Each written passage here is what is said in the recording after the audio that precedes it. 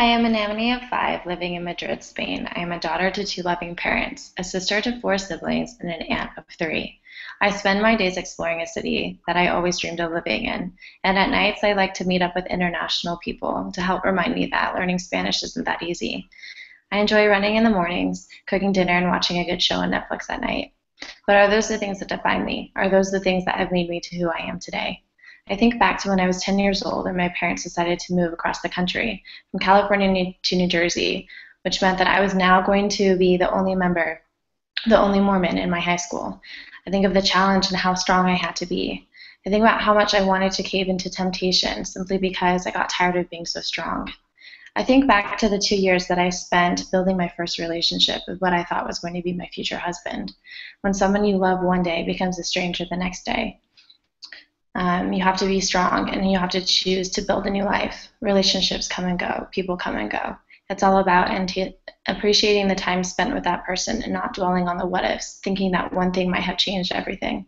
I think about all the nanny jobs I've had all over the world: Manhattan, Dallas, Salt Lake City, and Beverly Hills, meeting families online and then moving in with them within weeks, trying to get over the fear of now living with complete strangers. Thinking of all the children that I have cared for and loved. It's interesting how much you realize how much they need you and how much you really need them. Children have a remarkable way of opening your heart. I think of all the moments that I have crossed things off my bucket list, how independent I have forced myself to be, and in all those moments, how finding myself has been the biggest reward of it all.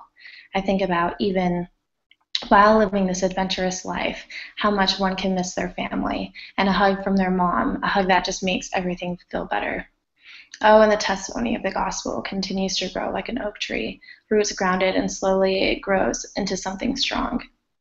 All the temptations, all the times I've asked, can I start over? Life is hard, and somehow we make it to tomorrow. There's no amount of life experiences that will ever keep you from growing, and there's no time limit as to when we can just throw the towel in and say that we're done.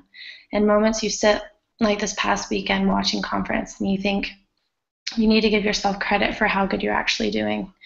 I thank the gospel every day for giving me the knowledge of who I am and my worth. So who am I?